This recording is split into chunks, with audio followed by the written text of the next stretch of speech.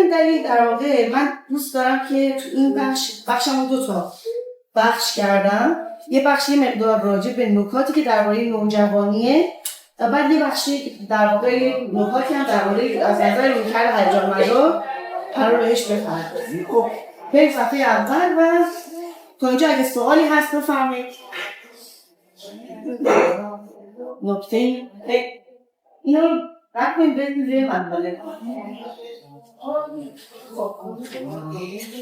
توی فیلم همونجور که می‌بینی بلوغ خیلی پر سر و صدا وارد داستان میشه. یعنی در واقع خوابن همه و اتفاقی که میفته یه دفعه که همه از خواب بیدار میشن و پر سر و صدا بلوغ وارد میشه. حالا داستانی که درباره بلوغ وجود داره اصلا همین. یعنی بلوغ یه ورود پر سر و صدا به روان ما داره. یه ورود خیلی آروم و آهسته معمولا نداره. همه چیزو شروع میکنه به هم ریختن. یه اتفاقی که من یه کاری که انجام دادم دقیقه ها رو نوشتم دیگه. حالا یه مقدار حساس بودم مثلا اینجای فیلم اینجوریه و فکر کنم دیدن میشه فیلم. حالا ظاهرا که دیدن همه دیدن دیگه دوستان. خیلی یه اتفاق مهمی که میفته در واقع شخصیت نوجوان این داستان خیلی بیش از حد برانگیختگی رو نشون میده وقتی بلوغ شروع میشه. سر چیزهای مختلف به هم میریزه. سر در واقع موضوعات مختلف واکنش‌های خیلی زیاد انجام میده. اینو کجای فیلم میبینیم؟ اونجایی میبینیم که میخواد رایلی در واقع اون عقب شادی عقب وایساده میخواد دست بزنه به اون جایی که رایلی رو کنترل میکنن، خیلی آروم با یه چیزی شروع میکنه دست زدن که مطمئن بشه که در واقع اتفاقی میفته یا نمیفته. این اگه میخواد یه ذره خشم میاد تو روان نوجوان یا هر احساس دیگری، در واقع یه واکنش خیلی زیاد ممکنه اون فرد تجربه بکنه و به همین دلیل این موضوع مهمه. از یه طرف داستان اینه، از یه طرف داستان در واقع ملال هم یا حالا این توی نمیدونم حالا با هر ترجمه که دیده باشی اون آخرین فرد که اضافه میشه به اون احساسات، حالا اسمشو بذاریم در واقع بی تفاوتی، به نظر من بهترین ترجمه‌ای که میشه کرد فکر می‌کنم اتوری بود انگلیسیش. در واقع این ملال هم جزو اولین مواردیه و موضوعات مهمیه که تو نوجوانی میاد سراغ ما. یعنی چی؟ یعنی ما خیلی از اوقات تو نوجوانیمون دیدیم قبل از این بچه‌ها معمولاً موجودات سرزنده‌ن، اگه حالا داستانای دیگه پیش نیامده باشه، تو نوجوانی یه دفعه‌ای بچه‌ها بی‌حسی و بی‌تفاوتی رو تجربه می‌کنن. دنیای در واقع ملال، بی‌حسی و تفاوتی یک موضوع بسیار جدی میشه تو نوجوانی. همه هیجاناتی که ما می‌بینیم تو این پک وارد روان رایلی میشن تو نوجوانی، هیجاناتی هستند که در واقع خیلی ممکن ما قبل از اون تجربه می‌کردیم ولی تو نوجوانی خیلی اینا جدی میشن و ویژه میشن. مثل در واقع بخاطر خیلی مهمه که نگاه کنیم. یه موضوع مهمی دیگه به نظر من اومد اینه که دقت بکنیم به رفتار رایلی با خانواده و با دوستاش تو دور نوجوانی.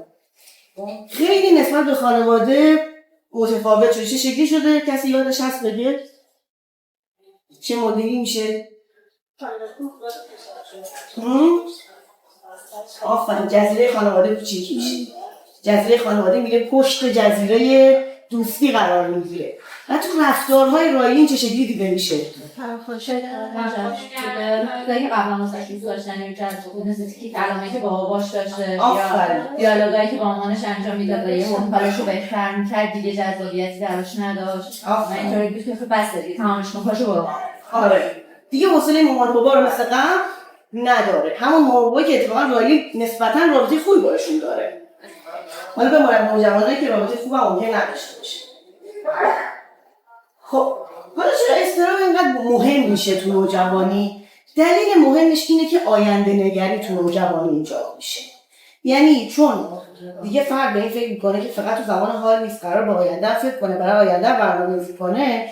اتفاقی که میفته اضطراب یک جایگاه ویژه رو در واقع به خودش احساس میده. نوستالژی وارد داستان میشه، یه کوچولو میاد و میره. واقعیت اینه که من برای این جلسه وقتی نشستم نکاتو نوشتم شاید حدود 50 تا نکته پیدا کردم. من چند بار ریویو کردم، گفتم مثلا مهمترینا رو وارد کنم. این مهمترین موضوعاتی که میشه راجبش رو صحبت کرد. نوستالژی که وارد میشه هم بهش میگن برو برگرد. همش تو وارد داستان میشه میگم خیلی موضوع مهمی رو نشون میده و اون اینکه احساسات با توجه به سن ما در واقع ممکنه جایگاه ویژه‌ای پیدا کنه. مثلا الان نوستالژی وقتش نیست. حالا قرار بعد از این وارد داستان بشه. میاد و بهش میگن برگرد. خب برید صفحه بعدی. خب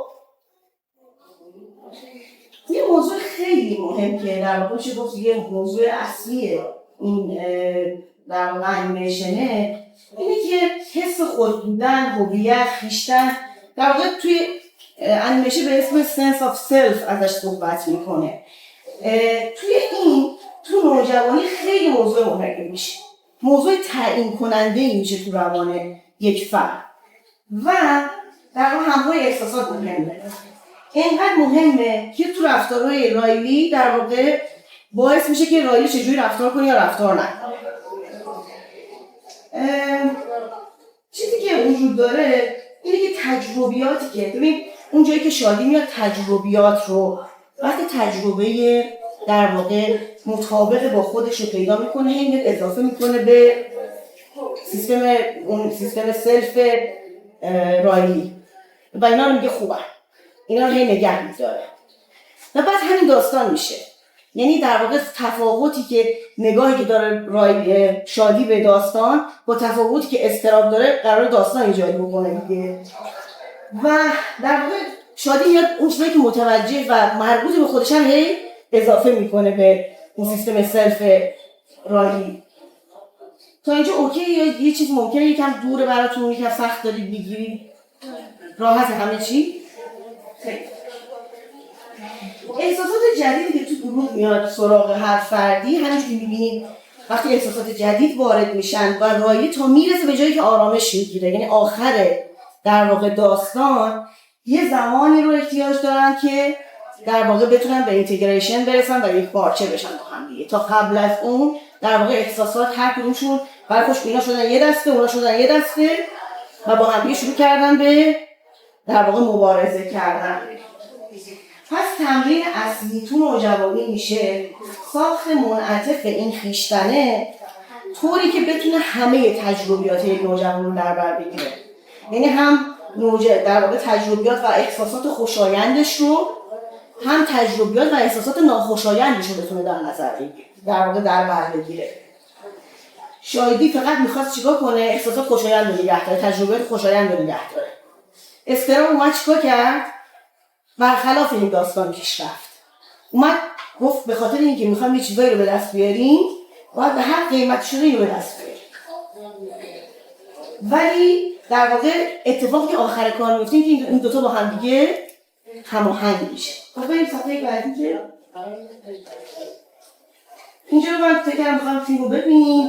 گفتم چیزی که خیلی مهمه مشاهده بکنیم اینه که همون حس خود بودن رایلی رو نگاه بکنید توی فیلم. خیلی اگر که دوباره خواستید نگاه بکنید فیلم ها حتما با این لنز نگاه بکنید که حسی که راجع به خودش داره یا حس هویتی که از خودش درست میکنه در واقع چطوری داره شکل میگیره تو طول فیلم. و صفحه بعدی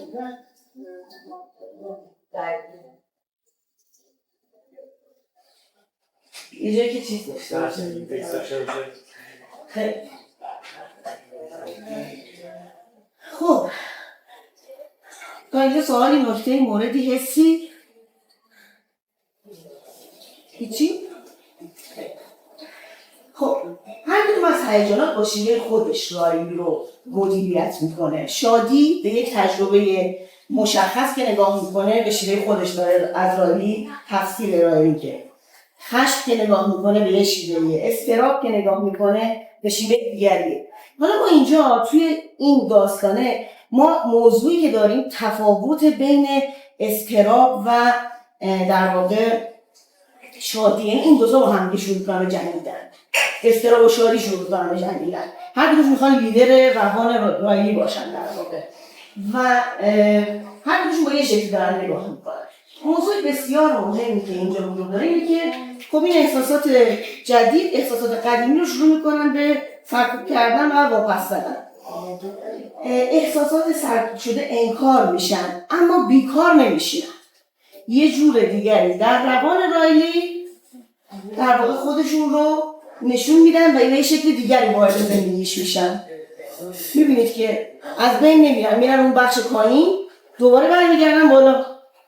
این کاری که در واقع برای ما هم اتفاق میفته وقتی یه احساسی رو در واقع ما واپس میزنیم و فکر میکنیم که این احساس رو روندیم دیگه پس هیچ کاری باش نداریم، اصلا این اتفاق نمیفته. احساسات از بین نمیرن، فقط ممکنه که تغییر شکل ما ببینیم و یه سر جاشونن. خب ما برگردیم هم سفته.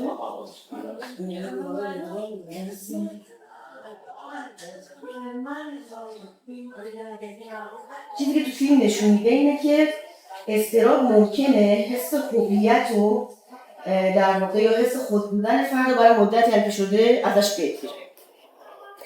میبینیم که رایلی کارهایی رو میکنه که خودش هم فکر نمیکنه این کارا رو انجام بده.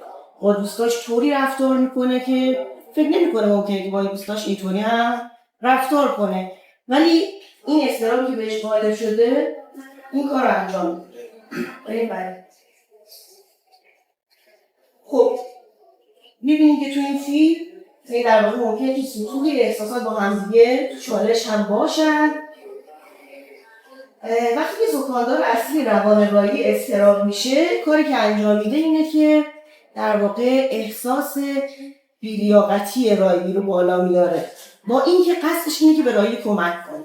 یعنی اضطراب در واقع کار اصلی که میخواد بکنه محافظت از رایلیه، ولی اونو یه جوری انجام میده که رایلی خیلی احساس بی‌لیاقتیش بالا میاد و مشکل اونجا در واقع ایجاد میشه. وقتی احساسات آشتی‌اند با هم دیگه به صورت یک کل عمل میکنن. اون جایی که اون دسته‌ای که در واقع دسته قدیمی احساسات رایلی‌اند و با هم دیگه واپس زده شدن به در واقع یه جای دیگری از روان رایلی، می‌بینیم که با اینکه هر کدومش احساسات متفاوتی هستند، خشم یکیشون، غم، شادی، هر کدومشون هر احساسی هستند، ولی همشون دارن احساسات همدیگه رو تجربه می‌کنن. همشون دارن در واقع مثل همدیگه حس می‌کنن و با همدیگه میان بالا. یکی از اون جایی که خیلی جای مهمیه به نظر من توی این فیلم، اون جایی که شادی میپذیره که وقتی بزرگ میشی خواه ناخواه کمتر شاد خواهی. این خیلی موضوعی که هم میتونه دردناک باشه هم واقعیه. یعنی در واقع بزرگ شدن انگار که این رو هم با خودش داره که شادی ممکنه که مثل قبل به تنهایی نتونه تنها لیدر وجود ما باشه. اما آره بپرس. یه نکته‌ای که من توی انیمیشن دیدم اینه که از موقعی که اضطراب وارد داستان شد باهاش انگار آینده نگری هم وارد داستان شد. قبل از اون و کلا رویکردی که شادی به زندگی رایلی داشت این بود که تو لحظه باشه، ولی اضطراب که اومد انگار از این به بعد انگار که باید به آینده فکر کنی، باید مثلا خطرات هم در نظر بگیری و این خیلی جالب. حتی ترس هم لحظه بود، یعنی تو لحظه باید بترسی. دقیقا یه بچه تو زمان حال زندگی میکنه دیگه. همینجور که میره تو نوجوان شروع میکنه به دیدن آینده. وقتی آینده رو میبینه اونجا اضطراب معنی پیدا میکنه. قبل از این ترس میگه من با چیزهایی سر و کار دارم که خطرایی که مال زمان حالم. اینو میگه دیگه، میگه تفاوت ما دو تا با هم دیگه چیه؟ میگه از ترس از چیزایی که واقعی من میترسم. ولی اضطراب میگه از چیزایی میترسه که در واقع همین الان ممکنه وجود نداشته باشن. و در واقع به خاطر همینه که وقتی که یه نفر شروع به در واقع ما تو سیستم روانمون آینده نگری وارد میشه تو نوجوانی، اونجا اضطراب معنی پیدا کنه. قبل از اون اضطراب بوده، اما اونجا جدی میشه، مسئله اصلی روانمون میشه اینجا. و برای همونه که ما تو نوجوانا اینقدر به هم ریختگی میبینیم، اینقدر یه فصل جدیدی از اضطراب میبینیم، چیزهای مختلفی میبینیم که میان و تجربه میکنن. خب تا اینجا سوالی، نکته‌ای، حسی با چیزی از صحبتایی که گفته شد ارتباطی برقرار کردیم؟ من یه سوال داشتم. بفهم. توی این فیلم خیلی خوب نشون میده که یعنی احساسات ما همشون اعتبار دارن و همشون باید تجربه بشن. یه جایی و خیلی جالب بودش که از احساسات هیولا نساخته بود، یعنی همشون خیلی ناز و وولی و دوست داشتنی بودن همشون، مخصوصا استراب خیلی دوست داشتنی بود توی این کارگاه. یه جایی برمیگرده استراب به شادی، میگه که من قصدم کمک کردن به رایلی بود. من خواستم ببینم که حالا این که احساسات دیگه چجوری به ما کمک میکنن این قابل درکه. این که استراب هم چجوری به ما کمک میکنه یه مقداری برام قابل درکه، ولی دلم میخواد که یه مقداری واضح، یه مقدار بیشتر در موردش بدونم استراب چجوری میتونه به ما کمک کنه. ببینید استراب قصدش اینه که از ما مراقبت کنه. یعنی همون جایی که خیلی حال استراب بد شده، اون اواخر فیلم که انگار حالت پنیک به رایلی دست میده، خودش میگه من می‌خواستم از رایلی مراقبت بکنم در واقع. اما چیزی که اتفاق میفته اینه که اینو به اون شیوهی داره انجام میده که ممکنه داره در واقع بهش ضرر هم میزنه. خب یعنی با اون مدلی که فقط و فقط استراب غالب میشه تو روان رایلی، ممکنه که ضرر هم براش داشته باشه، چون بقیه احساسات رو واپس میزنه. یعنی دیگه شادی برو کنار، دیگه بقیه احساسات غم برو کنار، تمام حسای دیگه بی تفاوتی میاد بقیه حسا رو میگیره جلوشون رو. استراب قصدش اینه که از ما مراقبت کنن درباره خطرهایی که ما الان نمی‌بینیم. یعنی در واقع همه سیستم روان ما من جمله استراب قصد مراقبت از ماه. تو روی کرده هیجان مدارم باز همینه. استراب هم یه دلیلی داره، قرار یه کارکردی داشته باشه تو سیستم روان ما، اومده از ما مراقبت بکنه درباره خطرهایی که الان دیده نمیشه. پس در واقع ما هستیم که از استراب استفاده درست یا نادرست کنیم. این که تو سیستم روان ما ممکنه خرابکاری بشه، آره. اما ببین مثلا من میخواد بچه‌م بره بیرون، مستقیما یه اتفاقی نیفته. خب تحقیقات نشون میده در واقع وقتی که سالیان سال موجوداتی تونستن در واقع دووم بیارن که اینا کار کرده، یعنی حواسش بوده، به خیلی چیزا حواسش بوده، این بخش طبیعی روان ماست.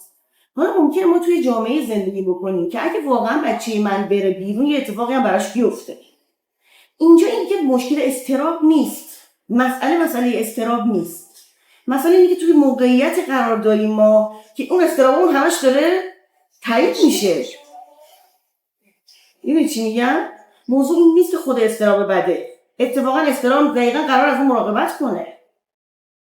ولی وقتی که در واقع ما ممکنه تو موقعیتی باشیم که این استراب طبیعیه من که قرار از مراقبت کنه، حال من خیلی بد میکنه، چون اتفاقا من گیرنده‌ام داره درست کار میکنه. برخلاف بقیه که اونو در واقع چیز کردنش غیر فعالش کردن. یه سوال مهمی میپرسه اواخر فیلمه که اون خاطرات بد باورهای بد ایجاد نمیکنه.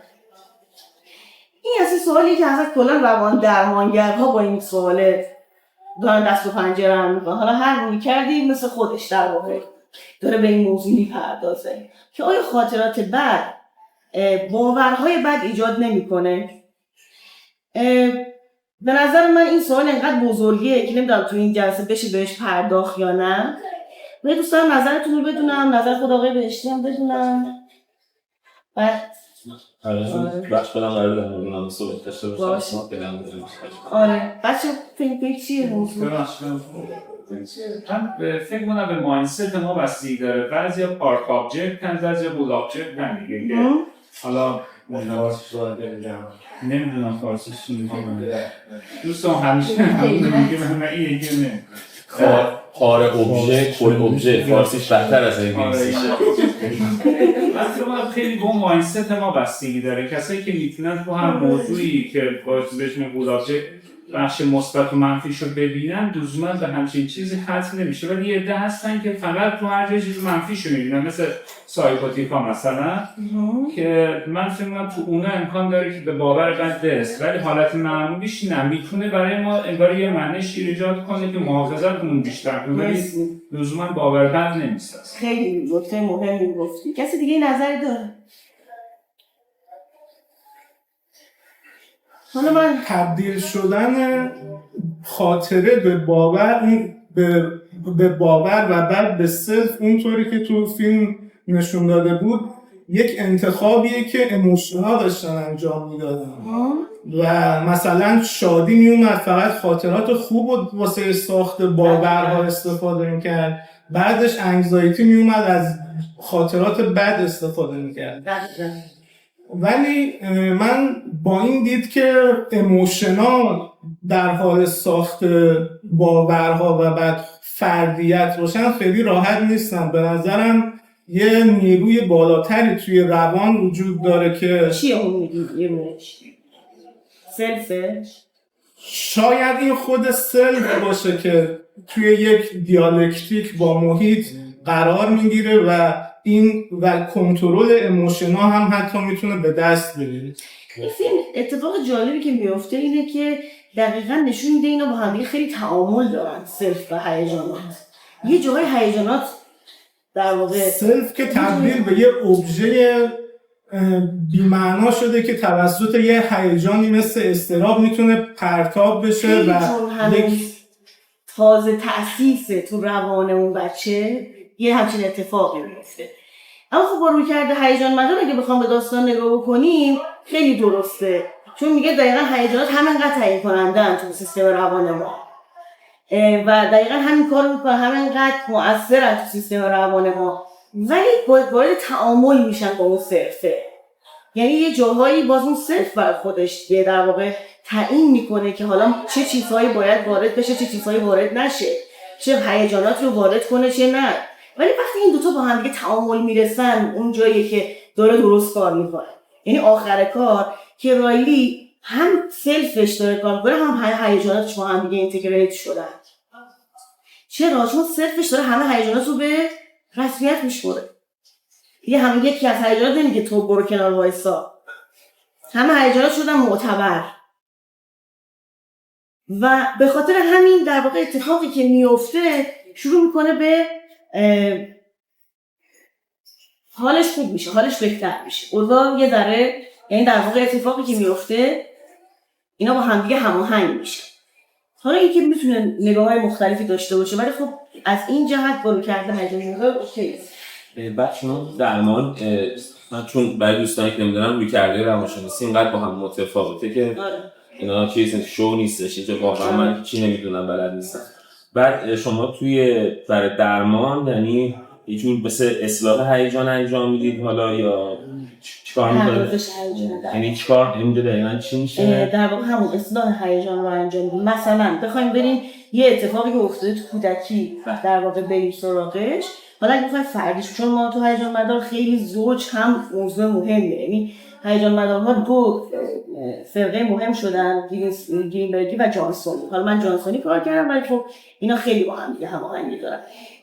در واقع اتفاقی که میفته اینه که ما تو درمان که میخوایم به این نگاه بکنیم، مثلا من یه اتفاقی افتاده تو کودکی یکی از مراجعینم، میخوام برم اون رو اصلاح بکنم، میخوام برم اون حل و فصلش بکنم. ممکنه من از یک فردی که تو کودکی داشته و اون فرد امنی بوده، وقتی میخوام برم تو اتاق درمان در واقع منبع دلبستگیش رو پیدا میکنم، با اون میرم. اگر که اون منبع دلبستگی رو پیدا نکنم و هر دلیلی کودکی نداشته، یکی کسی باشه که ازش مراقبت کرده باشه، در واقع با این من بزرگسالش وارد میشم یا با خودم. یعنی من به عنوان درمانگر اگه من اونجا بودم، یا اگه این در واقع صرف فعلی تو، این فردی تو الان هستی، این رایلی مثلا فعلی وارد اونجا بشه، چه کاری رو انجام میده؟ و بعد وقتی اون تعامل میکنه با اون در واقع بچه، اون بچه احساساتش رو تماما تجربه. یعنی اگر که مثلا اونجا غم بوده تجربه نکرده، خشمی بوده که تجربه نکرده، هر احساس که تجربه نکرده شروع میکنه کم کم تجربه کرده کنار این بزرگسال امن و بعد در واقع یه در واقع هماهنگی و بهبود، یه بهبود از جهت اینکه این مسئله را خیلی کم رنگ‌تر شده، این اون خاطره یادآوری میشه ولی دیگه اونقدر درد نداره قبلا داشت. و یعنی شما به یه سری هیجانات مثلا مثل همیشه توی این کارتون بهش اشاره میکنه سرکوب شده یا مثلا هیجانات جابجا شده یا احتمالاً جعل شده، یعنی تغییر شکل یافته، باور دارید که اونجا کار درمانگر این میشه که اون حس درست رو با تجربه درست یادآوری بکنه، اینا رو به هم لینک بکنه، دوباره یه جور فاز-تکرار هیجانی تو جلسه اتفاق بیفته. دوباره زیست میشه اون اتفاق، یعنی از تفکر از این جهت متفاوتی، خیلی در واقع عمیق‌تر این اتفاق میفته. ما اصلا احساس درست و نادرست نداریم، همه احساسات درست. خب احساسات ممکنه ثانوی اولیه باشن. احساس ثانویه احساسیه که ما در واقع توی آگاهیمون ممکن تجربه کنیم، ولی احساس عمیق زیری وجود داره که اون اولیه است. احساس اولیه ممکنه اینقدر سخت باشه که اومده خیلی زود نوک زده تو روان ما، رفت دوباره قایم شد، ولی احساس ثانویه داره خودشو به ما نشون میده. مثلا به هر دلیلی من راحت نیستم با اینکه غممو تجربه کنم، به شکل خشم تجربه شه، خشممو در واقع دارم نشون میدم و تجربه میکنم و اتفاقی که میفته ولی اون پشت غمه، اما من راحت نیستم اینو بپذیرم. حالا درمانگر کاری که انجام میده یه امنیتی تو اتاق ایجاد میکنه که مراجع با همه احساساتش امنیت رو تجربه و نترسه از اینکه مثلا اگر که من الان غم رو تجربه کردم باز شرمگین بشم یا مثلا شرمش بیاد بالا یا هر چیز دیگری و بره احساس واقعی خودش رو هر آنچه که هست. یعنی ما هم احساس ثانویه رو معتبر میدونیم، یعنی اول باید این تجربه بشه، اصلا چیزی نیست که ما بگیم این مثلا جعلیه، ما میگیم این در واقع در واکنش به اون احساس اولیه ایجاد شده و اون پایین‌تر یه احساسی هستش که عمیق‌تر، سخت‌تر، آسیب‌پذیرتر، دردناک‌تره و اونم ما باید لازم بریم و ببینیمش با هم دیگه. یه جورایی پس این فیلم رو مثل این مونه بگیم یه درمانگر هیجان‌مدار ساخته باشه دیگه، همه چیش میخوره نه؟ خیلی همه اصلا انگار که واقعا هیجان‌مدار خیلی مرسی دارم. حالا چون شما گفتین سو جانسنی توی گرینبرگ چیزی که ما داریم، حالا شما گرینبرگ آره گرینبرگ این هم عمیق‌تره، بحث پردازش هیجان به زبان آوردنش، یعنی ما اپروچ می‌کنیم به هیجانات طرف، یه هیجان ثانویه ناسازگار داره، با همدلی اونو پس می‌زنیم میرسیم به اون هیجان اولیه. بعد وقتی به هیجان اولیه میرسیم چون ما بدنم ترک می‌کنه دیگه، می‌بینیم آره این هیجان اومد بالا، احساس یعنی زبان با بادی لنگویج برای شما خیلی مهمه. نه بادی لنگویج بیشتر جسچره، می‌دونی، یعنی من دارم می‌بینم کسی که خوشحال مثلا که داره از غمش صحبت می‌کنه، خیلی مثلا میگه بابا مرد یه روز بعد رفتیم و مراسم عزا اینا بود، ببینید بدن اصلا انگار داره داستان تعریف می‌کنه، بس با هم ناسازگاره. ما وقتی اون هیجان اولیه میرسیم طرف میاد اونو تجربه میکنه، یعنی میاد به کلام که در میاد دیگه اون هیجان، اون آسیبی که انگار برما داشته میره کنار. بیشتر ما ببین جانسونی هم اینو خیلی مهم میدونه ها، نه اینکه اینو مهم ندونی، خیلی ما اینو مهم میدونیم، در واقع یکی از مراحلش اینه که اصلا وربالایز بشه. اگه وربالایز و اتفاقی که میفته ما میگیم ابعاد هیجان. ابعاد هیجان یکیش جسمانیه، یعنی وقتی من دارم هیجان تجربه میکنم ولی تو جسمم چیزی ازش نیست، یه اتفاقی داره میفته، یا من دارم خیلی در واقع فرار میکنم، اجتناب میکنم از احساسم دارم، یا مثلا ممکنه که در واقع مثلا منی که میخوام برم تو اتاق نگاه کنم اگه تو بدنش چیزی پیدا نکنم میرم با هم دیگه میگیم آیا فکری یا تصوری یا خاطره یادت میاد. یعنی بعضی از مراجعین که اجتناب خیلی زیادی دارن و دلبستگی اجتنابی دارن در واقع به شکل تصویر تجربه میکنن، دیگه تو بدنشون تجربه نمی‌کنن. این اتفاقیه که میشه. یه ذره بحث میشه من اگه طبق این حالا روی کرده ها استراب یک احساسیه که در دروغ سال میکنه، از دروغ احساس میشه چون خیلی آره مثلا جایگاه این به اومدن احساسات چون برای من توی این انیمیشن این ترتیبه که انگار تو قسمت اول قسمت دوم به وجود اومده یکم عجیب من خواستم تا دیدگاه هیجان نداره نه قبلش هم وجود داره خب استراب دلبستگی ما داریم دیگه این از همون بچگی وجود داره این داستان خب نه میزان آسیب میزان اثری که زندگی حال داره وقتی دارین اون وربالایز میکنین وقتی دارین اون ریویو میکنین دارین برمیگردین یا اون شخصیت هم رو پیدا میکنین اون چه جایگاهی داره اون خودش بیشتر حالت اولیه پیدا میکنه یا ثانویه ببین استراب خیلی برای کرده هیجان آمدن موضوع مهمیه ما خیلی ثانویه نمیبینیمش بیشتر اولیه میبینیمش ولی هر هیجانی میشه هم ثانویه باشه هم اولیه باشه اینجوری راحت‌تر اگه بهش بگم که خیلی ذهنمون نکن نه برای مثلا کدوم اولی از کدوم ثانوی میتونه هر دو تاش باشه ولی اینکه ببین اینجا اتفاقی داره میفته فیلم داره تجربه زیسته آدم رو نشون میده دیگه همه ما تو بچگیمون استرابو داشتیم ولی از کجا استرابو خیلی عمیق تجربه میکنیم برای خود من از نوجوانیه یعنی تو سیستم روان ما انگار یه در واقع فایل جدی برای استراب وا میشه اینجا من نقطه متقابل نظرمانه باید تحمیل بذارید من رو وارشم اصلا حسه خراب میشه اصلا فقط یه سوالی این هیجان اولی و ثانویه که صحبتشه این جعله یا این تغییره یا این سرپوشه دلیلای مرکزیش مثلا یه جور مثل موانعیه که فقط جلوی به هر دلیلی مثل تا توی این فیلم می‌بینیم جلوی پردازش راحت اون احساس رو و صادقانه اون احساس رو میگیره اینجوری باز بگیم مثلا دلیلش معمولا ناامنیه یعنی وقتی که اون ناامنیه تجربه میشه ما احساس رو در واقع راحت نیستیم احساس اصلیمون رو احساس اولیه‌مون رو تجربه کنیم یه احساسی در واکنش به احساس دیگه ایجاد یعنی در واقع مثلا اونجا ترس میاد بالا مثلا هر احساس دیگه حالا اونجا باشه ولی اون ناامنیه یعنی من اگه بعد ما کاری که انجام میدیم مثلا تو روی کردن هیجان آمدن به خصوص وقتی میخوایم رشد رو ببینیم کمک میکنیم این ناامنی‌ها تبدیل میشه به امنیت و بعد اتفاقی که میفته اینه که آدم‌ها میتونن آسیب پذیر بشن راجع به این احساساتشون یعنی آسیب پذیری و ناامنی عنصر اصلیه که باعث میشه که والنربل میشن در واقع خب هیجان رو پس میزنه به شکل دیگه تجربه میکنه جعلیه رو تجربه میکنه که امن‌تره بعد شما تو اون فضا برعکس ما میریم مسیر فضا رو امن میکنید و اون هیجان میتونه سر جای درستش بیاد بفهمید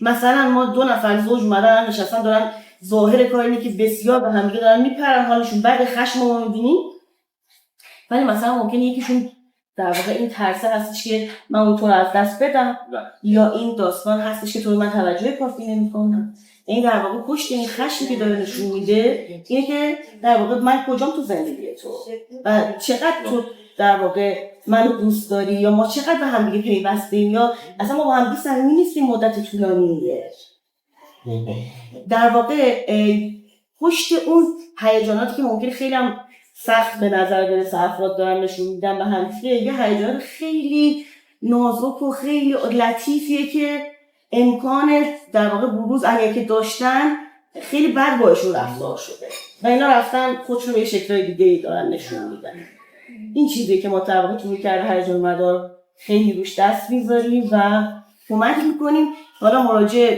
اگه با پارتنرش باشه کم کم با پارتنرش اگه نه اول با من اینو ایجاد بکنه بعد بره کم کم اینو در واقع تو اتاق درمان با هم دیگه تجربهش کنه ببخشید توی دوبله‌ای که من دیدم این اضطراب رو ترجمه کرده هیجان کدومش درست داره اون شخصیت اضطراب رو انگزایتی دیگه یعنی اضطراب هیجان اشتباهه به نظر من اشتباهه راستش والا چند تا دوبله منم دیدم ولی خب تقریبا باید از آخر زبان اصلی رو ببینم که اینقدر کلمه هیجان تو فارسی مشکله کلا اصلا کلمه هیجان رو شما لغتنامه ها هم که نگاه چون تمام فیلم مثلا اینجوری نبود که زمانی که اون شخصیت پای اون کنترل است رایلی دچار اضطراب باشه من حس نکردم یعنی رایلی مضطرب باشه همیشه نه اینجور اضطرابی که بیشتر هیجان بود حالا یه جایش هم هیجان مثبت بود مثلا وقتی داشت بازی میکرد مثلا تو زمین. آره اصلا هیجان خیلی خب قرار استراب که مثبت استراب نه ببین همین ما نگاه این نمیشه. اینه که در واقع همه هیجانات ما به درد ما میخورن. هیجانات مثبت و منفی نیستن. تو روی کرده هیجان من رو خیلی ما به این تاکید داریم که هیجانات مثبت و منفی نیستن، فقط واقعیه. در واقع اونجا که داره استراب رو هم تجربه می‌کنه این بخشی از این فرده. حالا مثلا اونجا که داره می‌بینید که مثلا خود استراب قصد کمک به رایلی تمام مسیر و بعد وقتی که متوجه میشه به تنهایی قرار نیست کمک بکنه میاد به کل تیم میپیونده.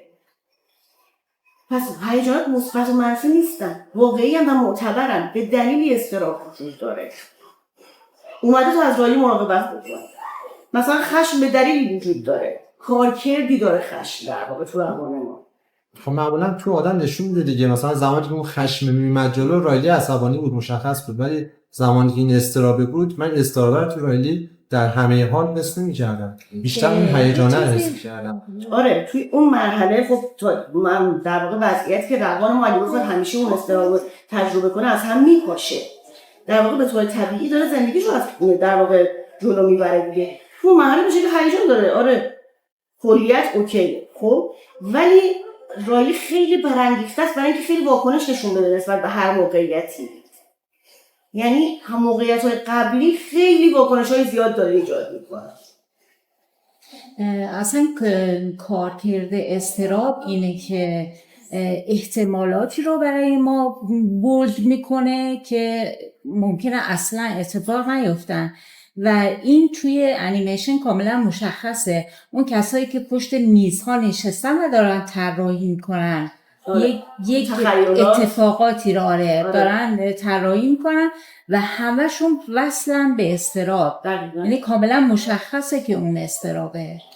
آره دیگه وقتی سیستم روان رو استراب داره میگردونه، تخیلات در خدمت استرابه، ایده ها در خدمت استرابه. اونجا که ایده ها میان دونه دونه و ایده بزرگ میاد دقیقاً دوباره و ایده اینه که برو دفتر رو ببین، دوباره در خدمت استراب داره کار میکنه. ولی اگه شادی بود اونجا داستان عوض میشه دیگه. طبق کرده هیجان مدار هیجان هست هم دیگه، یعنی فرد رو در مقابل هم دیگه مورد دفاع قرار میدن. خب فرد رو در مقابل ناامنی در واقع، حالا ممکنه این درونی باشه ممکنه بیرونی باشه، تو رابطه باشه، یعنی خود یه احساس ناامنی رو ایجاد میکنه و یه هیجان نه حالا واسه هر فرد و تجربه احساس هیجانی میاد یه ناامنی رو ایجاد میکنه و بعد احساس هیجان دیگه میاد رو کاور میکنه که اون ناامنی کمتر تجربه بشه یا آسیب به فرد نزنه یا همچین. آره و اون در واقع ثانویه میاد یه همچین کاری رو ایجاد میکنه. این ثانویه در واقع از یک جنسن، فقط با توجه به تجربه‌های فردی اون فرد جابجا میشه. ببین مثلا آدمی که راحت نیست بپذیره علاقه‌اش با آدم‌ها میگه ممکنه خشم تجربه میکنه، علاقه میاد خیلی زود رد میشه، سیستم روان خشم میکنه.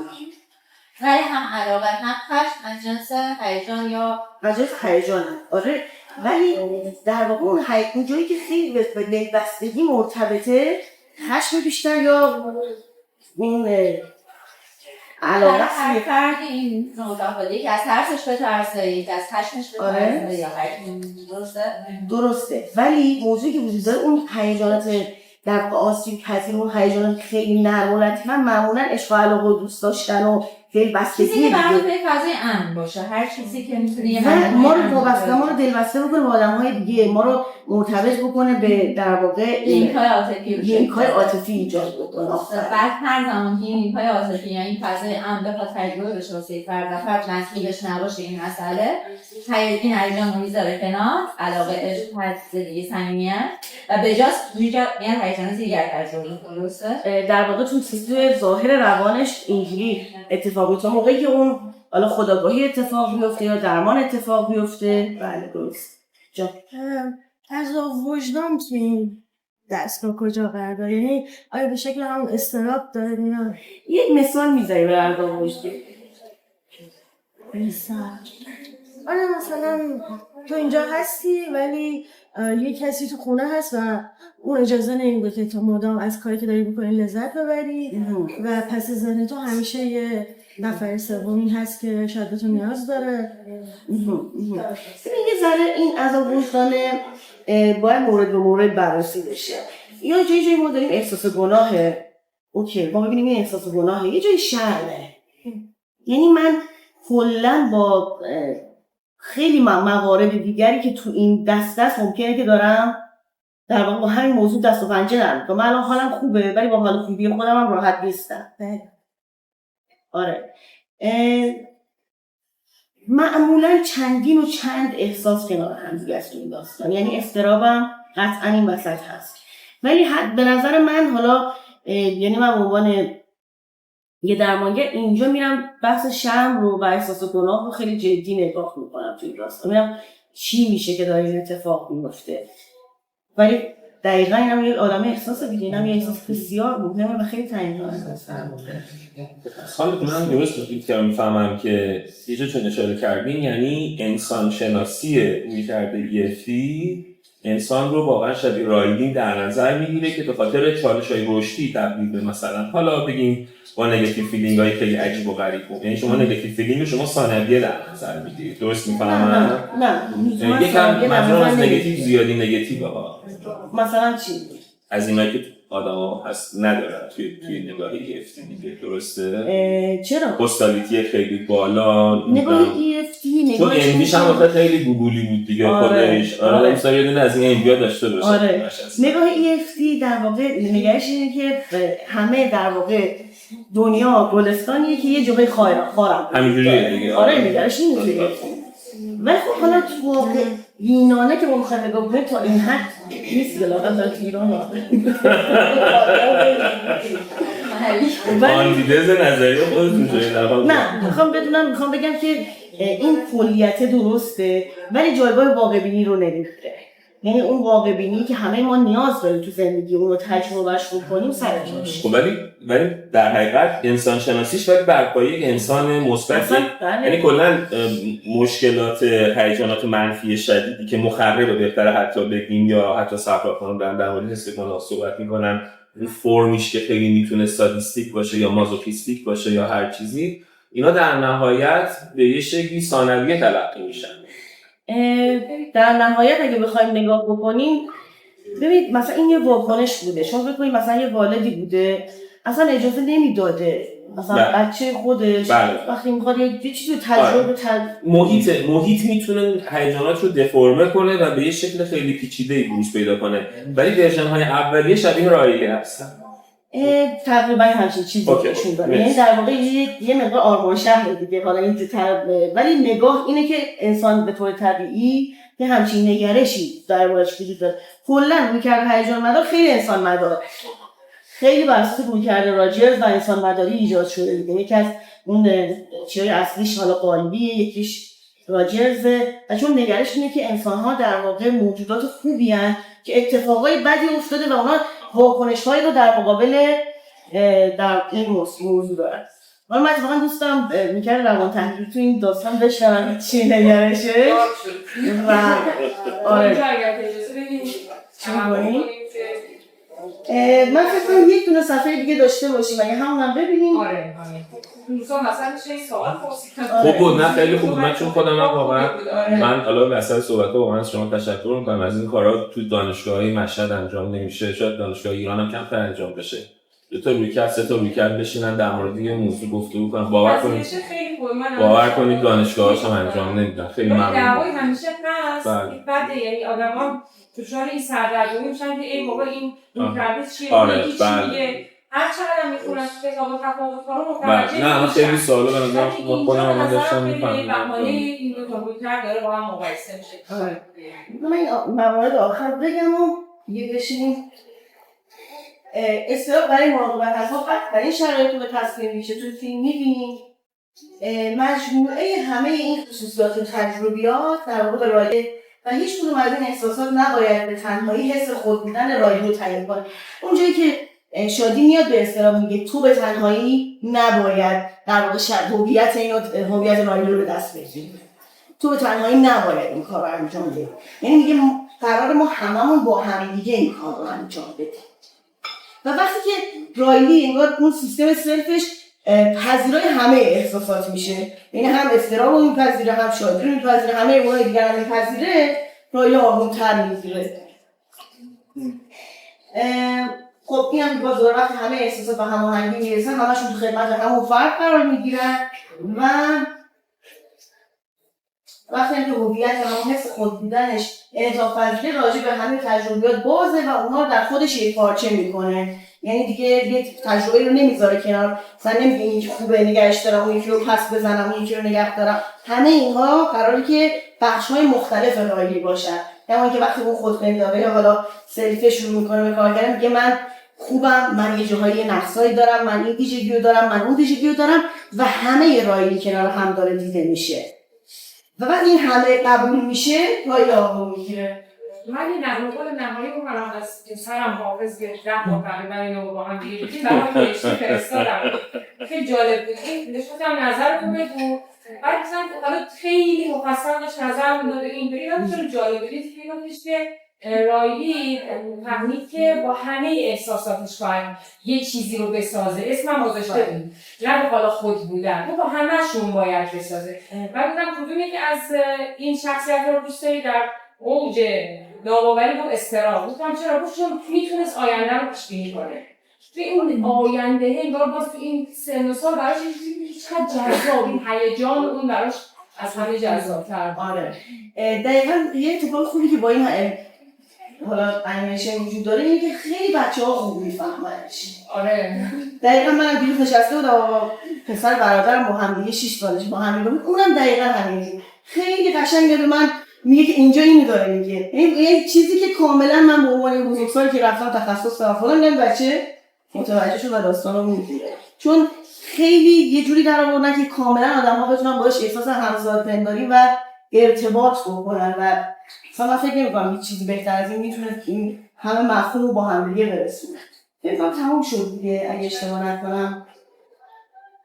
آره دیگه اینم که برای خود فیلم دیدم دیگه مشاهده کنید که هر احساسی چه هدفی چه کارکردی رو دنبال میکنه.